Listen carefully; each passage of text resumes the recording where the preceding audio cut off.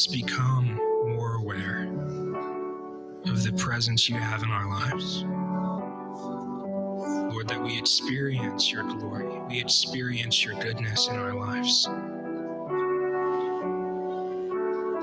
Just right now, we say, you're welcome here, Holy Spirit. Just lift your hands to say, you're welcome here.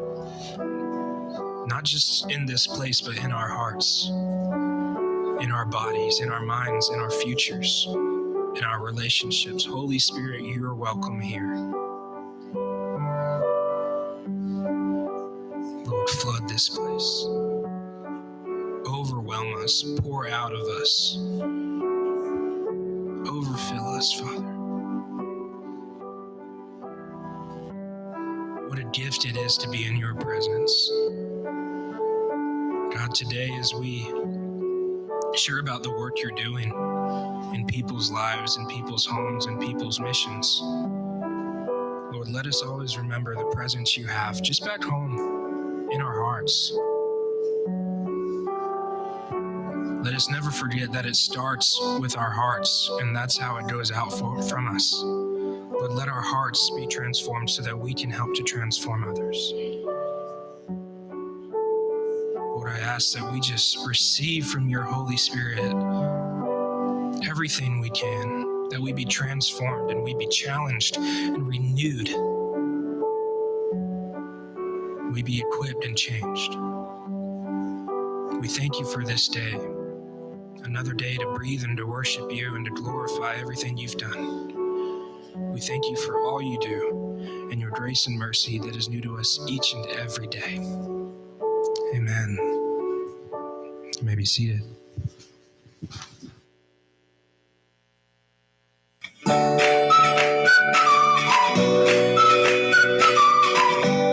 Good morning and welcome to Abundant Life. My name is Aaron Swift, and these are your video announcements for Sunday, July 18th.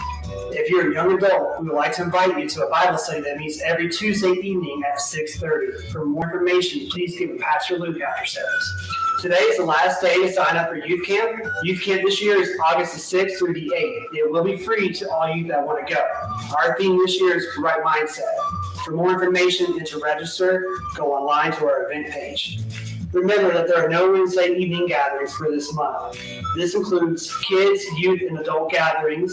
We will start gathering back in the month of August. Home fellowships start today. Here's the pledgers with more details. We want to invite you to a summer home fellowship at our house, 107 Foxtail Drive in Mooresville. It's happening every Sunday evening starting July 18th, and everyone is welcome. Even if you can only come on one Sunday, we are hungry for fellowship and hungry for God. 6:30 to 8 p.m. Sunday evenings, all summer long. Come and be blessed. Our Ministry of One focus for June and July is the summer food drive for kids. For a list of items to give and for more information, check out our event page on the church website. For more information about what's going on here at Abundant Life, check out our website, the Church Center app, or grab a bulletin on your way out this morning. And that's all for your video announcements. Have a blessed day. Good morning. Good to see everybody here, as always, on a Sunday morning. So today is an exciting day. We have our Alaska missions team that's back. They're the ones wearing hoodies on a hot, sweltering summer day. So God bless you guys. So I want to welcome everybody who's joining online too. I think you're going to enjoy today as well. We like to hear from our missions teams when they get back, just to hear what God has done in them, through them, while they were away, wherever that is. In the last 2 years, the only real missions trips, I guess, that we've been able to go to has been to Alaska, and so we're thankful for that. So I'm going to have the Alaska team come on up here. Luke's going to be leading most of this today. And so you guys come on up. Can you give them a hand just to kind of welcome them home and thank them for being here? So It's really good to have you guys back. While you're getting settled, I had a conversation actually with Joel. Joel is the missionary that's there that they were able to serve with while they were there. And he said that this was a very hardworking team. You know, they have hardworking teams that come in there, but he's just, the last 2 years, he's really been impressed with this team because they're not as, you know, some of the teams are much larger. The week before that was a team of 25 that was there. And so he said that they work just as hard and get just about as much done, you know, while they're there, even though they're few in numbers. So I'm proud of you guys just because Joel was very, very impressed with your work and your heart to serve the Lord. So I'm going to be quiet now. So Luke, take it over. Thank you, David. Good morning, everyone. We're back. This is actually, we all got up a little bit later than what we're used to being over there. The sun comes up about 3:30, and we'd usually be up about 4 to 5. If Jaden had her way, it'd be like 2 a.m., but we all wanted some sleep. But yeah, basically, I'm just going to go through this presentation. We have a Q&A once I get through some of the basic stuff, and then I've got 2 mics on each side so that we can kind of spread out. But yeah, it's a great trip. So we left on Wednesday the 30th, and we got back on, okay. That way everybody can see the pretty faces. Yeah, no problem. Yeah, so we left on Wednesday the 30th, and we got back on Sunday the 12th. The way there, it was probably maybe on the way there. There was a time change, so that always threw me off. But on the way back, it was 26, 27 hours. We're talking next year about doing direct flights instead of layovers. Make it a lot easier for all of us. But yeah, so I'll go through more of the trip as we go through the slideshow. So I'll just tell you next as we get to it, Brandon, but you can go ahead to the next slide. First thing is, where did we go? If you know anything about Alaska, if you see it on a map, you've kind of got this tail of islands that stretches down. They call that Southeast Alaska, the islands. We were in one of those islands. You know the next one, specifically Prince of Wales. It's one of the largest islands in North America. We stayed with the Buchanans in Kaufman Cove, which is on kind of the northeastern side of the island. You can go to the next one. This is how you get to Kaufman Cove in Prince of Wales, Alaska. So obviously we had to get to the airport. So thank you to David and Dean for taking us there, and Mr. Stowe for helping pick us up. Then we flew to Detroit, then Seattle, then to Ketchikan. Then from Ketchikan, you take a ferry to the mainland.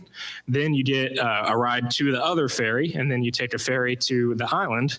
And then there's another 2-hour drive to Kaufman Cove. But you can ask them, I might have had a lead foot to get us there because I was tired, but we cut that down to an hour and a half. But yeah, so 26 hours on the way home. I think we had 3 or 4 of you were timing it.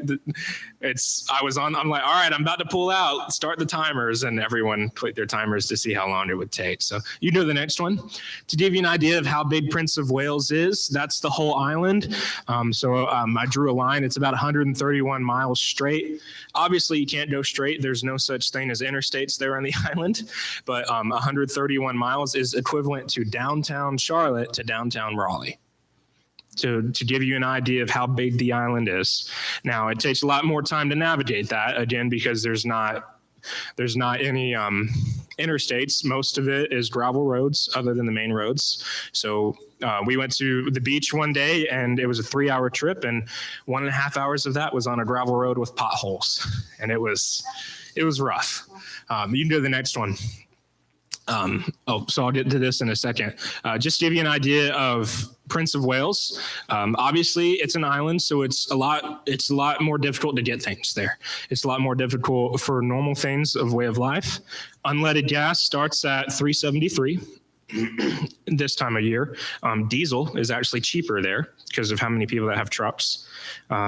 Gabe, you got a bowl of ramen. How much was that ramen? $4.50. That's usually 99 cents, less than that in our grocery stores. It's $4.50 there. There were some other, any other comparisons? $4 For two Twinkies, yeah. $10 for a gallon of milk. Yeah. $30 a pound for halibut. There you go, yeah. And I think one of our favorite ice creams was like $12 for like a pint. Everything is more expensive because it has to be shipped in. To give you an idea, everyone knows how expensive wood is right now, plywood. We'll talk about this a little bit more in a little bit, but the plywood for us, where is it? Like 70, 80 bucks for three quarters. For Alaska, for a half-inch piece of plywood, it's $106. Everything is more expensive there. And sometimes it's cheaper that they just cut and mill their own wood. So that's to give you an idea of kind of how remote the island is. There's only 2 traffic lights. There's 3 or 4 cops total. 2 of them patrol the whole island. Others are local to the town. All of the snowplow people are volunteer. So if your driveway isn't plowed, it means they're probably sleeping in. Just to give you an idea, it's very remote and there's not a lot of hands around there. So who did we help? This year, it was Joel and Trish Buchanan. You can go to the next picture. They live in Kaufman Cove. They are both from Ketchikan. He is Tlingit, right? Yes, yeah, I always forget. He is native Tlingit. His mother was, I think, full Tlingit, and so that makes him half Tlingit. There's 2 primary tribes of natives up in the Ketchikan area, and it's the Tlingit and the Haida, and he is Tlingit. They live here. They actually built the house. You'll see that here in a minute. They built the house that they live in now. They had missionaries that just showed up that just helped. If you asked him about how the place got built, it's God's story after God's story of him just being out there working and saying, Lord, I don't know how I'm going to pour this concrete. And then 8 people that he's never met before pull up to his driveway that are professional concrete layers. Just stuff like that. You ask him time and time again. It's a very emotional, very amazing story of just how God's presence has been over them and their life and their ministry. So you can go to the next one. This is their home, Paradise Found is what they call it.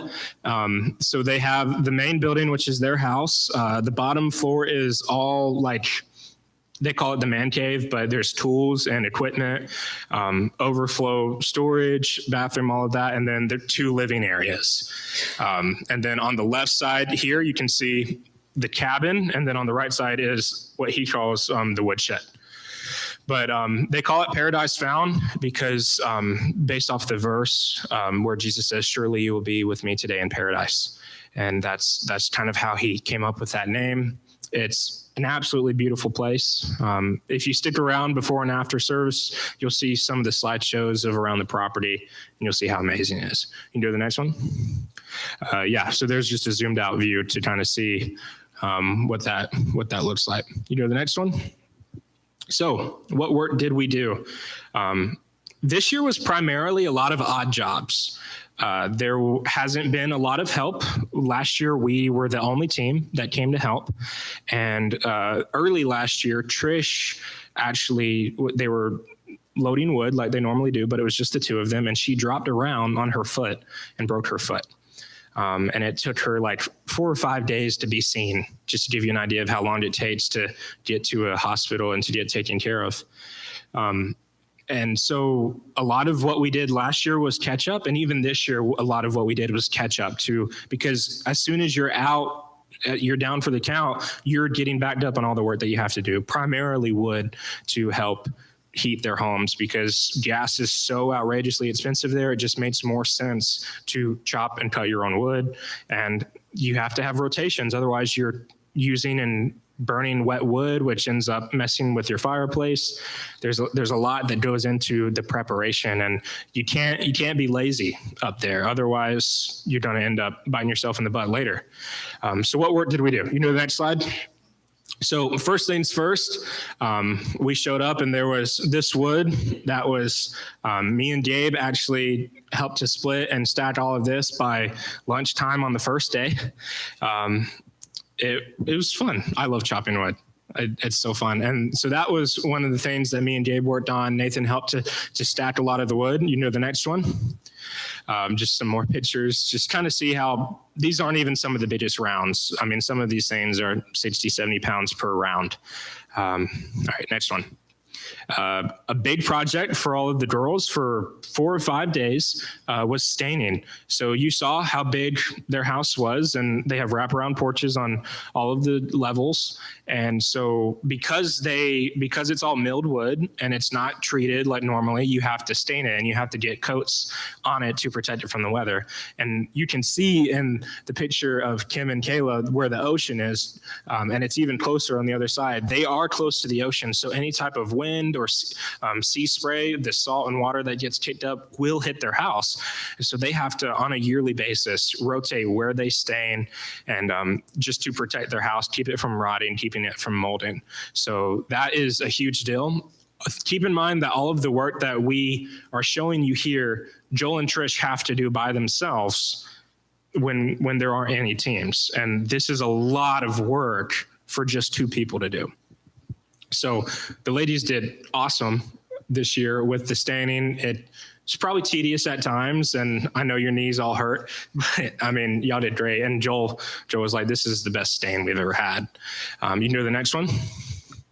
A big project that Nathan kind of tackled primarily, and me and Gabe kind of helped out with, was brush removal. So again, stuff gets overgrown, stuff grows, and the weeds grow, and the pollen gets bad. So one of the big things we did was brush removal for Joel and Trish's property, as well as for downtown Kaufman Cove. I'll get to that in just a minute. But there was a lot of weed eating, wasn't there, Nathan? He did it all day on the first day, and then we split shifts on another day. I think he did it all day for multiple days. And all of us at some point were lopping branches and other trees just to help get rid of the overburden, because the more and more you put it away, the more and more you push it off, it grows and it gets just heavier and harder and more expensive to get rid of.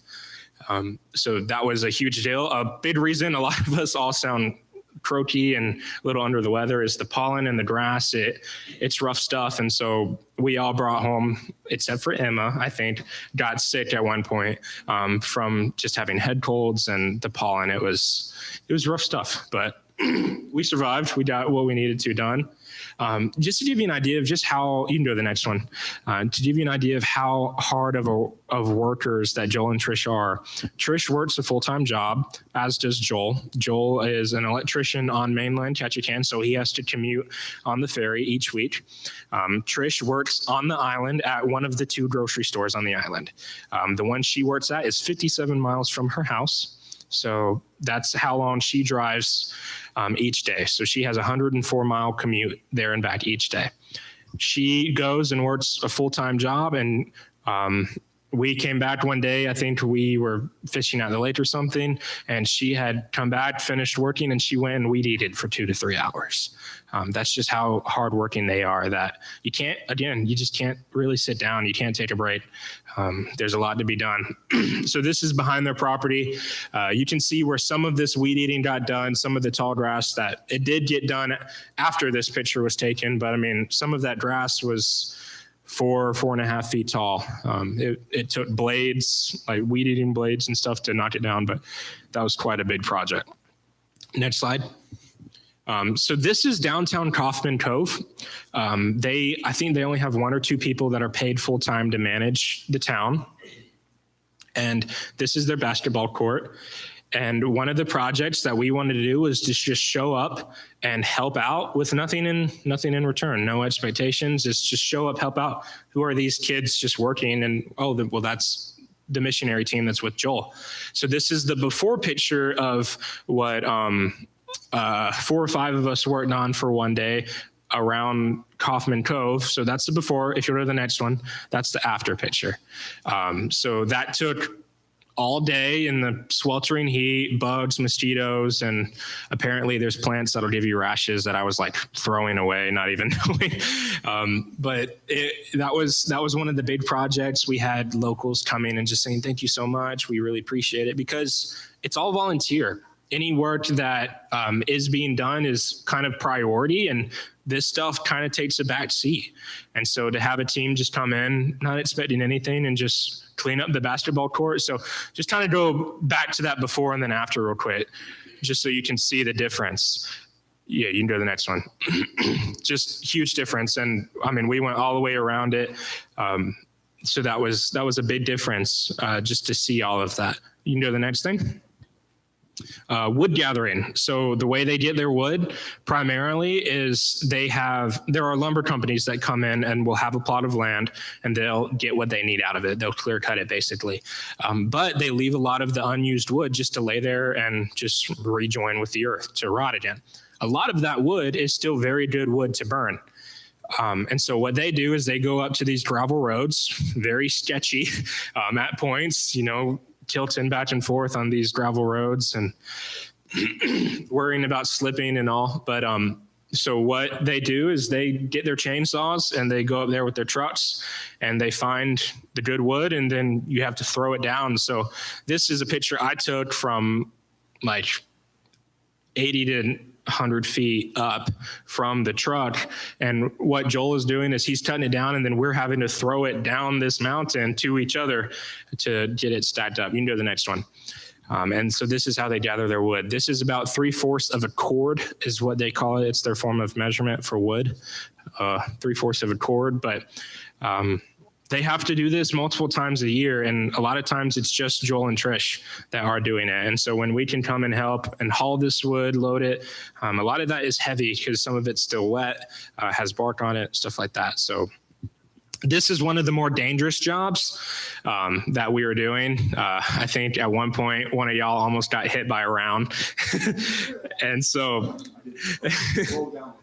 yeah, but you have to be on alert because, I mean, say a branch gives way or something and a round just comes tumbling down. If you're not paying attention, you could be out. And no one's going to be around to catch you, essentially. So just to give you an idea, you have to be on alert at all times. You always have to be paying attention, always have to be serious with this stuff. So you can go to the next one. Chopping kindling.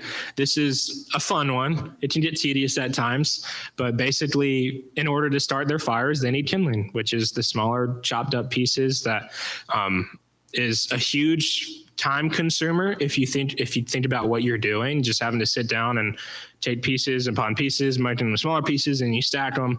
So a big thing, what we did last year was we helped to provide enough kindling for them to last for 1.5 years. And I think they gave like over half of it away.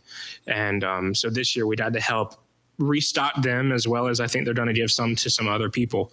And it's a fun one. Again, it gets tedious at times. I think Nathan almost cut his finger off at one point. But yeah, so kindling, it seems like a simple and easy task, but it can get tedious, but many hands make light work.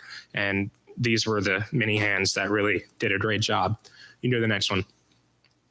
Some other odd jobs that we did was a project Nathan worked on was sealing some trim to wrap up their heat pump, their water pump in the cabin, because it makes a lot of noise. And so to insulate it and wrap it, it helps with the noise. So Nathan worked on a lot of the trim for that. I helped to install some insulation board in the cabin because it gets cold. And if the pipes aren't insulated, they can freeze, and then you'd have a much bigger problem. Painting hinges for some of this, building pump enclosures. Again, that's part of what we worked on. Gathering berries. A couple of the ladies gathered sandberries. I don't think I ever got to try any. Did y'all get to try some? Were they good? We ate most of them. What did they taste? What did they taste like? Like a raspberry. Like a raspberry. Like Okay. blackberry, but they taste like a Yeah, but so they did do that, which was pretty cool. And just some other odds and ends things. Did I miss anything? Some odds and ends job that you can think of? Yeah. fishing. I'm getting to that. And if you go to the next slide, fishing. So one of the big forms of sustenance there is fishing, because it is available and it is easier to get. You know, a steak up there costs, a normal like 12-ounce steak costs like $17 to $18 just for one of them. Burgers cost about $8 or $9 per burger. There is a local burger shack in Kaufman Cove. To get one of those burgers, I think last year was like $14 for the burger, which is a lot. Just for a normal cheeseburger. And so fishing and gathering this fish helps to sustain them, helps give them variance in what they eat and what they can donate. So we spent one day at a lake trying to fish to no avail. Nothing was biting, no matter how hard we tried. And then the next 2 days we were on the water. At Winter Harbor is what it's called. And we got to, there's a cabin there, so we would rotate shifts of who was on the boat at times, and we would lay what's called a skate. You can go to the next one. So to lay a skate, basically it's this long rope that lays at the bottom of the ocean, and it has a bunch of bait on it, and the stuff that feeds on the bottom comes along and bites on, and then they have to wait there until we pull it up. Just to give you an idea of how big these fish are, you have to use like a miniature like crane, almost like a winch, to haul these things out of the ocean. So we caught 3 halibut over the course of 2 days. That doesn't sound like a lot, but when you hear how big they were, it is a lot. So on average, a lot of these professional fishermen that go out, they'll go out to these places and they'll catch smaller halibut that are between 20 to 40 pounds, which get a couple fillets. It's a good amount, but you get more of them. So you say like you get 10 of them about at 30 pounds. Well, you still get some good fillets out of that. But what Joel and Trish like to do is they go for the bigger ones. So as you can see here, the one on the left that I am holding is 60 pounds. We caught that on the second day. And the 2 on the right. So to give you an idea how big this fish is, Nathan, how tall are you? 6'3", with boots. You can see how big that fish is. That one is 103 pounds. The one next to it that I am holding is 68, 69 pounds. I think 52 and 59 inches is how long they were measured. They're big, mighty fish. And you have to be careful when pulling these things up because there are people that have died from the slaps of these fish. And so in order to pull these things onto the boat, Gabe, you want to tell them about this? How they pull halibut on the boat? Oh, yeah. They take, what's it called again? Like a gaff, and it has, one side is like a bat, and the other side, it has a hook on it. So Joel will beat the skull of the fish to knock it out, and he'll take it, the pokey part or whatever, and put it in the gills and pull it up on the boat. You have to cut the gills off first. Yeah, so you concuss the fish in order to stun it long enough to pull it over the boat. And then you have to put it in a cooler and sit on the cooler, or if it's big enough, then you have to just let it sit on the boat. And that one was too big to even fit in the cooler we had, and so it just had to sit on the boat. And it was flopping for like a couple hours, right? Yeah. So everyone's like on edge, like worried this thing's gonna flop and hit them. But yeah, I mean, they're huge fish. You can go to the next slide. Go back to the other one then. Sorry. Okay. I thought there was another picture. So these fish, these 3 here provided fillets for, I think about 80 to 100 fillets is what we counted. Hundreds, if not over thousands of dollars worth of fish that was caught for halibut. This will last Joel and Trish over a year. They tried to give some away to us, and we said, no, keep it, give it to other people that need it. But they're probably going to give it and donate it to some other people as well. But that fish, because they caught 3 fish, which provided a year's worth of fillets. Whereas, you know, some of these other commercial people, they get 20 to 30 fish and they're smaller. So that's why Joel and Trish had to go for the bigger fish. It provides more food. Okay. So that's the fishing that we did. Everything else we tried on the rods while we were waiting on the skate. We just got rock cod, stuff that you can't keep. You have to throw it away. Jaden did catch like a 10, 15 pound halibut, like a little baby. I think there's a picture of that in the slideshow, but you can't keep those. They're too small. But yeah, that's cool. So the next one. And then Oh, I think I already included this. Okay, so this is actually supposed to say about what the fish does and how far it goes. So you can do it the next slide. So that's most of the work that we did. You might hear some more about some of these projects throughout their questions, but yeah. So now we're going to go into a Q&A time. I have a couple questions already prepared for them, so we can go straight to the first one. And we'll start with Emma, and we'll go this way. And then on the next one, we'll go back the other way. So Emma, starting with you, and then you can just pass the mic. What was a new experience for you this year in Alaska? Pulling up the halibut was... Mic 4. Sorry. Pulling up the halibut was a new experience for me. It was one that I was hoping to do last year, and we were not fortunate enough to catch anything. But this year, we were in our last hour of being on the water, and I was like, I really want to see a halibut. And then I looked over the boat, and there was one just like flopping there as he was pulling up the skate. And so I was like, there's a halibut, there's a halibut. I started freaking out, had to control myself. But that was really cool. That was something I really wanted to experience. So we were all pretty the people on the first boat were pretty discouraged because on the first day, the first team's coming back, we got 2 halibut, they're 100-something pounds, blah, blah, blah. And we went out just after them and got absolutely nothing. And so we're all grumpy while they're like, man, this was awesome. We saw a bear, blah, blah, blah, blah. And so it's just this huge like mood change. And then the next day it like flopped because we're the one that pulled up the fish, and then they got nothing. But yeah. And so, but we all got to see and experience what it's like to pull up a halibut. Okay. Well, I guess mine was fishing, but I didn't know how to fish, so the guys made fun of me. I just pulled a fish along for probably 15, 20 minutes.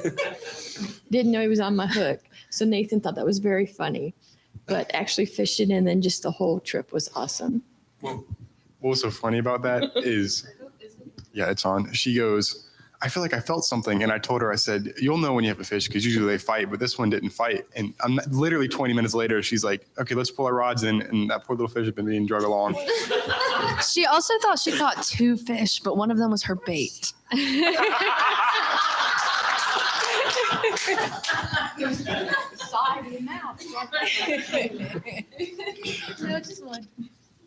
Yeah, definitely catching a 103-pound fish. I wasn't on the boat when I caught it, but still, I've never seen a fish that big, and it was really cool. Very nude, slimy, gross. It was the one thing Gabe was like, I have to experience this year is I need to see a fish get beaten. Like, he's like, I have to, and like, so when it happened, Gabe's like, Oh. Well, to piggyback off of all the fishing things, I've never experienced having a big fish like that right in front of me. I was the person who sat right in front of that big 103-pound fish. And so it would come up and kind of seize back down right in front of me. That was terrifying. But definitely a new experience for me was waking up at 4 or 5 o'clock in the morning and being ready for bed at like 7:30, 8 o'clock at night. It was crazy. while the sun's still up. While the sun's still up. The sun didn't go down till like midnight. It was crazy. So that's new. I think for me, one of the days we were out on the beach, and I had seen whales off in the distance and blow before, but this one whale was like, I mean, it was like maybe 100 yards, not even out in front of it. It was probably closer than that, like 50. Y'all just Maybe really 100 feet, yeah. Like if how far out my line was casted, if it went by, it would have snagged my line and like drug me along with it. And it came out of the water, and they're just massive, massive creatures. So that was really cool to see. I want to talk about an experience from last year because I won't get another chance to joke about Jaden on this. But last year we would pull up our fish, and we had Dave. We went on Dave's boat, and he would take a wrench and beat the head in, and so it would die, and we could eat it later. And that's when they ate their eyeballs last year. And so Jaden, when we went to the youth group, the youth retreat last year that was coming up this year, she caught a little brim about that big, and she started beating it in the head with something. I was like, what are you doing? We're not going to eat that. She's like, I'm going to use it for bait. So that's a new experience for Jaden last year that should bring to the trip this year. For me, a new experience. We didn't get to go to into the tribal villages this year, and we didn't get to go last year. But this year we got to watch a video about what Joel and Trish and the Foursquare Church have done in the tribal villages in the past. And I'm thankful that we didn't get to go, these past 2 years, because I know how much Joel and Trish needed our help there. And I know what good people they are. And if we had gotten to go in, they would have given us to them. They would take these kids, take their work, use it for yourselves. But Joel and Trish needed our help these past 2 years because of COVID. They didn't have as many groups, and also because of Trish hurting her foot and needing just to catch up. So I'm thankful for that, because they are such good people. And just like Luke said, they give all this stuff away. And so we go in, and when you take a group of a hardworking, faithful youth group or mission team in, you're going to see a result. We've got one mind. We're here to help and serve. And so you're going to see a result. But our result, it doesn't just last a week, because we give in to Joel and Trish, and they are all throughout the entire year. If somebody needs something, they're there, and we've got this storehouse for them, and they can give them kindling, they can give them firewood. So these people don't see one group coming in and we remember that time last year. It's month after month, somebody's in need and somebody's getting helped. So it's just a really great ministry that they have there. But the experience that we saw was from the Foursquare Church, the missionaries there in the, I don't know when it was, early 1900s or 1970s, 1960s. Okay, well, a lot sooner than or later. Well, the first time it was about 1870. Okay, gotcha. But they came and messed up again. Yeah, exactly. So the first missionaries that came out with a spirit of piety instead of a spirit of love, and they really ruined the relationship that they had with the native people. They took their children out of their homes and put them into these schools, and they tried to teach the culture out of them.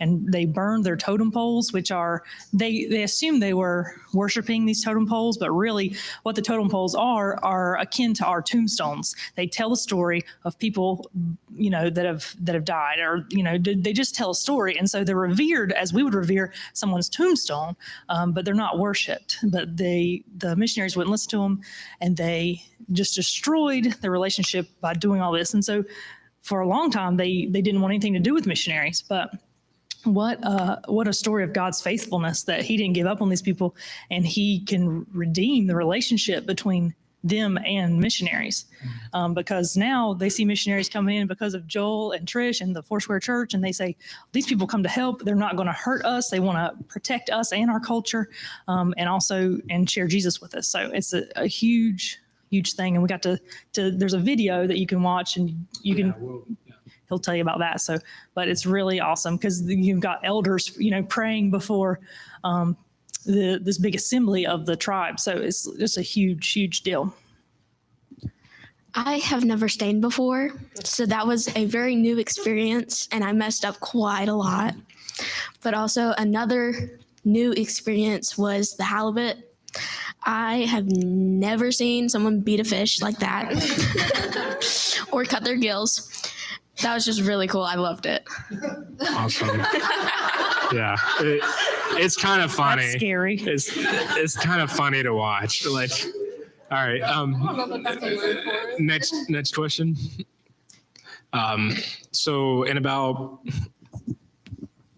less than 60 seconds, what is one thing you learned about the culture in specifically Prince of Wales, Kaupman Cove, Joel and Trish, or with the natives, whatever you want to say, the culture? You go ahead, Em. I think I would say the culture of respect. I mean, here we're so quick to respond to someone. We're so quick to think our opinion's best or whatever, but they just have such a culture of respect within the natives, respecting each other's stories, their life, their experiences. And that was pretty cool just to see that. Something that's kind of missed in our culture. So. Well, up there with their culture, the elders get to eat first in front of all the kids. So the kids don't get taken care of. They come in last. So I got to go first every meal. Joel would just say, okay, elder, it's like, great, I'm old. But anyhow, I got to go first. Then Kayla got to go. So the two of us got to go through the line first. You got that. There you go. That don't work. There was one night after our little Bible study we do, we watched the video, and after the video, Joel told us about all the totem poles and stuff, and he said For the story, only either the storyteller or the person in the family that owns the story can tell the story. So if they tell you the story, you can't repeat it because it's a big respect thing. So that was really cool what I learned, or that's really cool what he told us about and stuff. He told us some other stuff too, which is really awesome, but I'll save that for somebody else. Yeah. Definitely the respect thing. And also, I didn't realize how, and I'm sure other people knew this, but I didn't. Native American culture is so matriarchal. It's a matriarchal society. And so you were telling us that Joel was Tlingit. Well, his dad is Haida. His mom is Tlingit. But he doesn't say that he's both. He follows his mother's lineage. So he says that he's Tlingit, which I thought that was cool because go girls. But that's something I learned about the culture. And what's cool about that too is he can tell his mom's story, but he can't tell his father's. I think the thing that I learned that kind of threw me for a loop was I didn't realize how damaged the relationship had been between the natives and the missionaries, and just kind of how, they were treated awfully. So it's just kind of cool to see how we're able to restore that. My favorite story about their culture is that when someone comes in new, they'll throw like a big shindig. Do you remember what the term for it is? Potlatch. A potlatch. But when President Mitchell was the president, he sent a group up there and they threw a big party for him. But when someone throws a big party for him, you have to throw them a party in return. So it's like a thank you card. But the people that went up there didn't know that. And so it was a big point of shame. So they erected, they call it a shame pole, which is a totem pole telling about how we gave you a party, you didn't give us a party. And so years later, that the family was like, will you take this totem pole down? They're like, no, we haven't got our party. We're not taking it down. Yeah, it still stands today. It's of William McKinley, and he's like this in almost like a vulnerable position with a dunce hat. And it's a shame pole of the McKinley administration because I'll explain that after Jaden goes. Go ahead. I think the new thing that I learned was the dancing bit. It was just really cool to see everybody participating and everybody watching. It was just really cool. I loved it. Yeah. No. Yes, she sure can. Go ahead. It's just for the natives. Yeah. Natives only. But one thing that Kayla touched on is, and others have, is the respect culture. So if I tell David, hey, David, I like your shoes, he would be socially obligated to give me his shoes.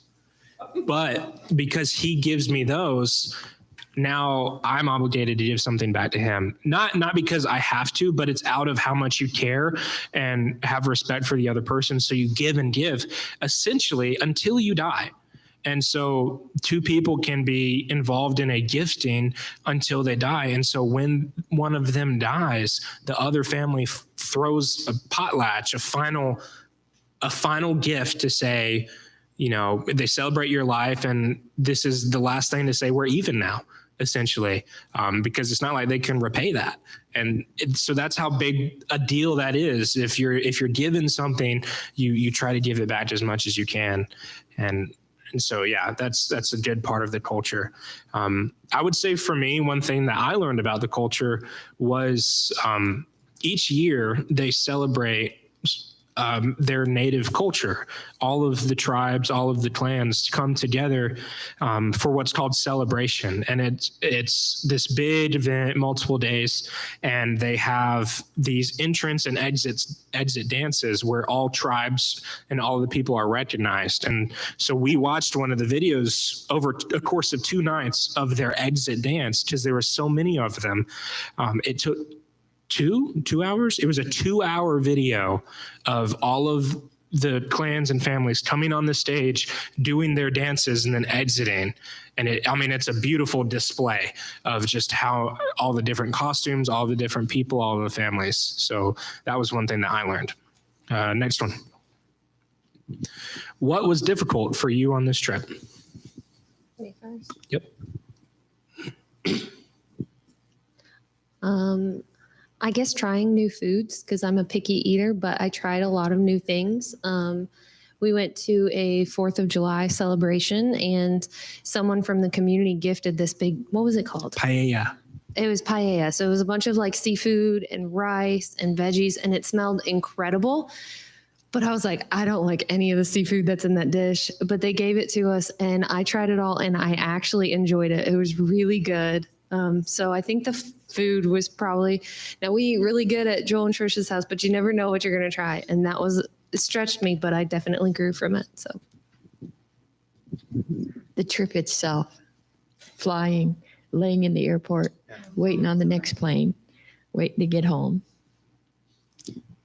Definitely trying to wake up in the morning. I'm not a morning person, so I was going to say the initially 7-hour layover on the way home in Seattle, which then turned into 8-hour layover.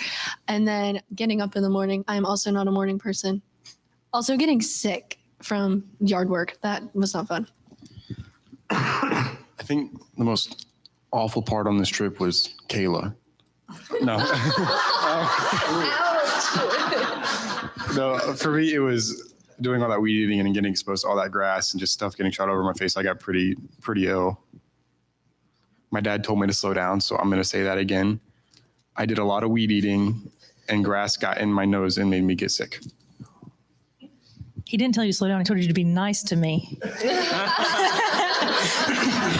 The most difficult part was holding up that huge fish that I caught. I'm just kidding. No, definitely the traveling and waking up at 6 o'clock. And I mean, I'm not waking up at 6 o'clock, but being up there, ready to go, showered, dressed, ready to go. And Joel's like, where you been? Morning's half over. It's like, oh, you've got to be kidding me.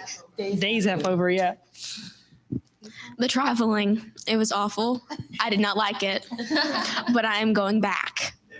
Heck yeah, that's awesome. That's a different story from last year. Jaden said she wants to move there and be a fisherwoman. So that's quite an improvement from last year when she said, I'm never going back.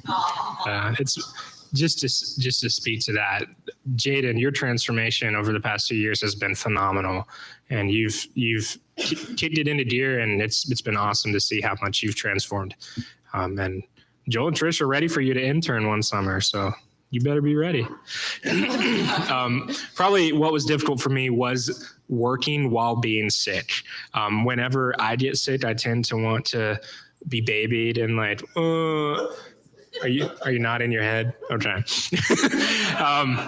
And it was just one of those things where it's like, suck it up, buttercup, and just keep working. So that was what was difficult for me. As you can see, some of us are still dealing with it. Next one. How has your worldview changed? So worldview, perspective, way of life. How has your worldview changed? I don't like being first. It doesn't give me time to think. I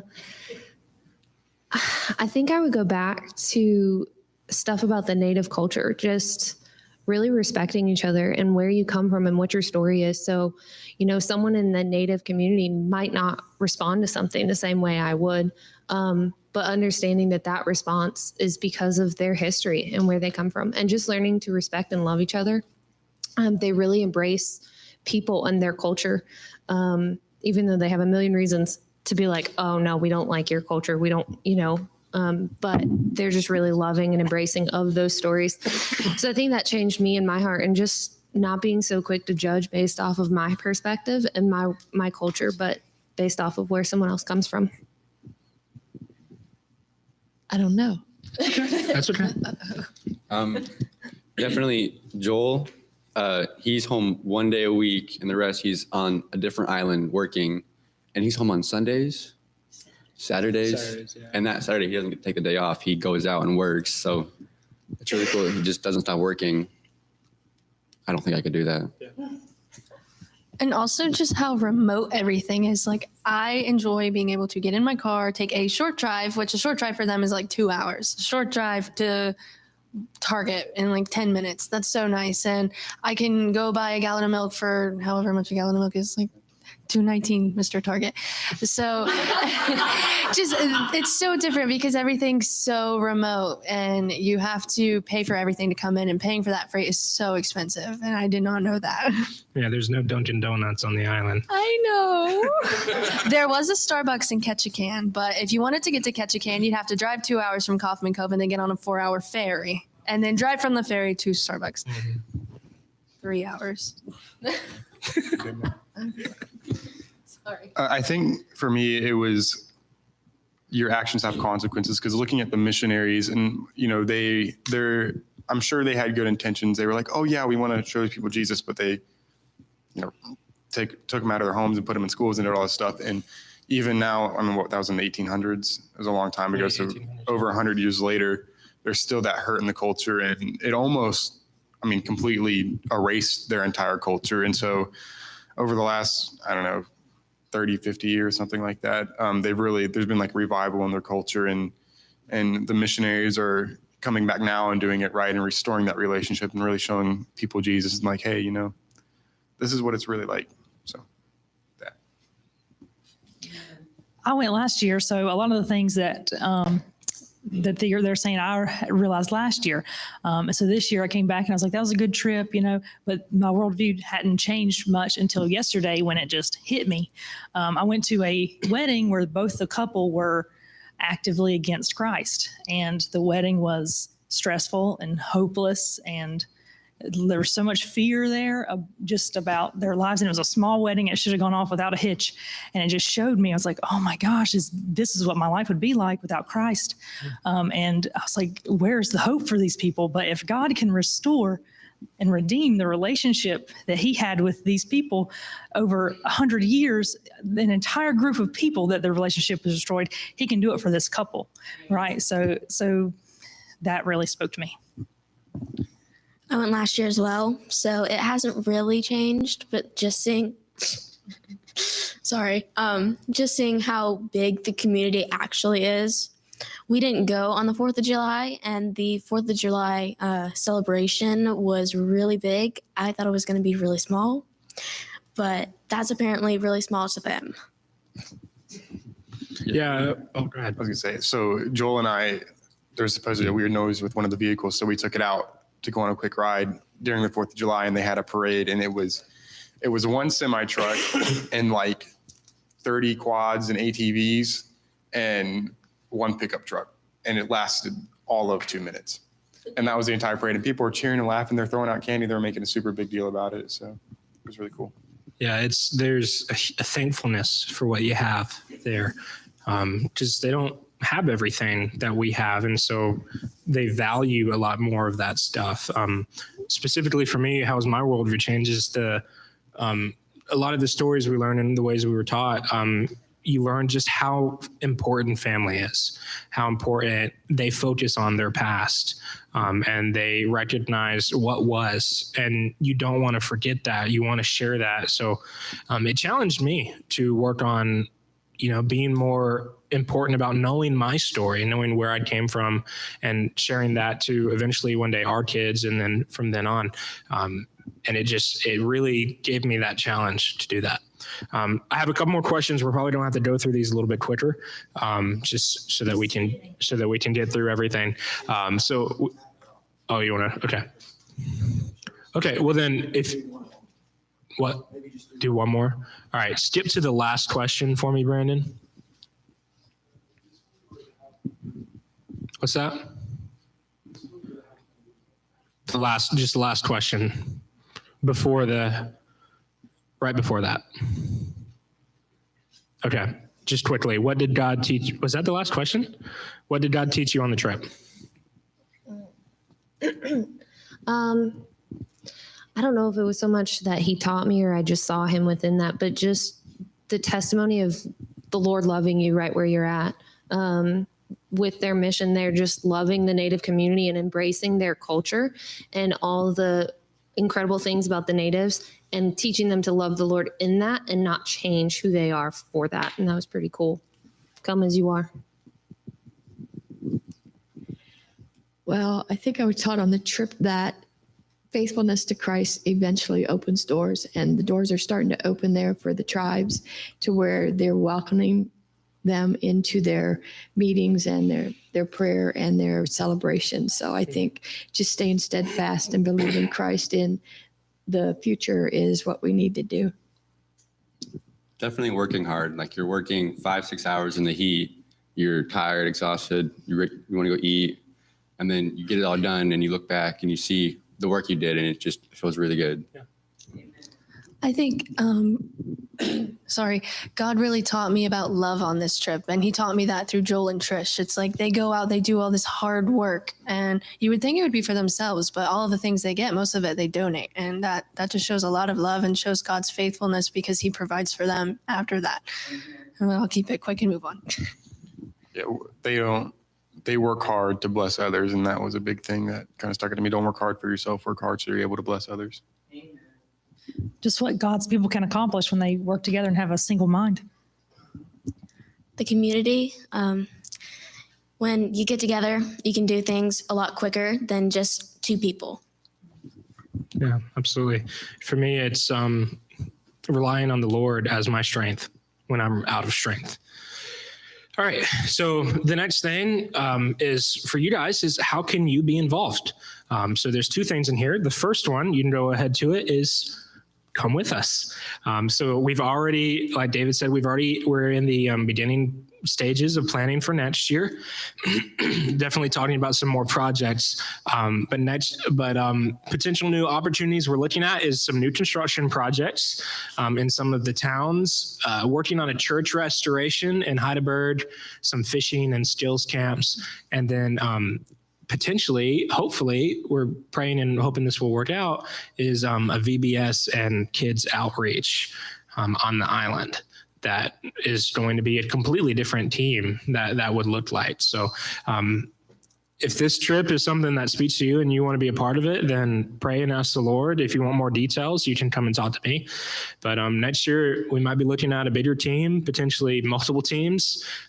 So yeah, that's the first practical way. And then the second way, you can go ahead to that, is there is just the way that they do things is because they are still full-time working people. They have the bills to pay. Any projects that they have to do, Joel and Trish, comes out of extra income, anything that is given. And so the primary thing that they are in need of is to finish their cabin, which is on the left side, like I showed you in the one picture. This spare cabin, its primary use is for overflow for missionaries. So for example, before us, they had a team of like 25 people, and they overflowed into that and then into a whole nother building. And so it's primarily used as an overflow for missionaries. Secondary, it's used as extra income. So whenever missionaries aren't there, they use kind of like Airbnb, and they rent out that cabin for extra income for them. And they also have a storage area that's attached to it for fishing gear, tools, stuff like that. So it's almost near completion, but everything there is more expensive. It takes more time as he only gets 1 day to work on this per week, and then everything else. And so for what is left for them to finish, it's going to cost about $2,500. That is remaining lumber, remaining prices, remaining materials that they need, as well as shipping it in order for them to finish. And once they have that, it's going to be on to the next project. There are projects after projects. Like I said, it's a constant thing with always just needing to move on to the next thing. So that's really how you can practically be involved on the home base. Again, if you have more questions about wanting to join us, you can, but I'm going to hand it over to David now to kind of wrap us up. Yeah, so next year we know for sure, well, we don't know how many of this team is going to be going, but we're hoping that they're all going to go back, be able to go back. We're hoping Aaron can join next year. He was supposed to go this year, but you fall off a roof and things change, right? But he is healing. So wasn't it good to have him back up on guitar today? So to have that. We missed you a lot on this trip. Yeah, the comedic relief and the punniness was really missed, I heard. So I really want you to consider going next year. Maybe your thing is VBS, maybe your thing is chopping wood, fishing, whatever. Consider going. You know what? Look at your vacation time. Start now, because I know that some of you are limited by your vacation time. And so how can you manage that? And maybe your boss can give you a week and a half to go on this trip. Explain the vision to them. If your boss is not that type of person, say, look, this is what we're doing. How can you, even if they kind of know about Jesus, maybe you can explain some stuff. And I want to encourage you to go. So as far as the financial part of it, we have $1,000 set aside. The council has $1,000. There's some money that came in. There's $1,000 that's set aside, which leaves us, we need $1,500 more to be able to help Joel and Trish to complete this mission. So I guess you could call it kind of like a matching project, but we need $500 more than the $1,000 that we have. So we need to raise $1,500. And so I want you to pray about potentially giving to that. You can give on the way out, make it out to Abundant Life, and put in the memo, Alaska cabin. Is that okay, Sarah? Put Alaska cabin on there, and let's say we bring in more than the 2,500 that we need. Luke, there's several other things that Luke had that he did have up there originally, but they need a water pump as well, a second water pump. The thing in Alaska, if your water pump goes out, you're a week without water until you can get another one in. So just having that secondary one there, just several other things that they have. Luke had about 4 or 5 things listed. So if we gather more than that, great. But we went up there with the intention, Luke, find out what else they need. This is what the council encouraged Luke to do. Find out what else is needed up there, and then we'll bring it back to our congregation. So pray about that. What would the Lord have you to give? And again, our goal is an additional 1,500 over the 1,000 that we already have, and anything above and beyond that, you can see the results of what they do with the money that's there. So, yeah, I encourage you to give. I encourage you to plan now to go. I'm going to make a plan. I'm going to try to make a plan to go next year. I'll have to raise money. We'll figure out ways to do that. So I'm thinking next year this probably will be our primary trip because, again, we don't know what's happening with Ireland. They just opened up again. How is that going to happen? I don't know. What's going to happen with Jamaica? We're not sure. But this is probably going to be our primary trip again next year. All right. Well, I just wanted to say a quick thank you to you guys. So let's all give them a hand just for the hard work they did. Seriously amazing work. And then also thank you guys for sending us, for being our supporting church, and the scholarships that came in, anyone that financially invested, thank you. And then So let's all stand, and let me say this too. If you're watching online and you wanted to give too, you can go online. There's a place where you can give there. If you're a person who writes a check and you mail it in, our address is Abundant Life, 123 Foursquare Road, and that's Mooresville 28115. So there's that too. Let's pray, and then you'll be dismissed. Father, we're so thankful for the work that we've heard about this morning with this amazing team. We thank you for their faithfulness. We thank you for their willingness to go. And God, for the congregation who prayed for them while they was there, many of them gave as well to help support this trip. So we're thankful to see how all of this came together so that people could experience the presence of the Holy Spirit and even hear the name of Jesus. And we're so thankful for all of that. God, we ask your blessings upon us. In Jesus' name, amen. Well, God bless you. Have a wonderful Sunday.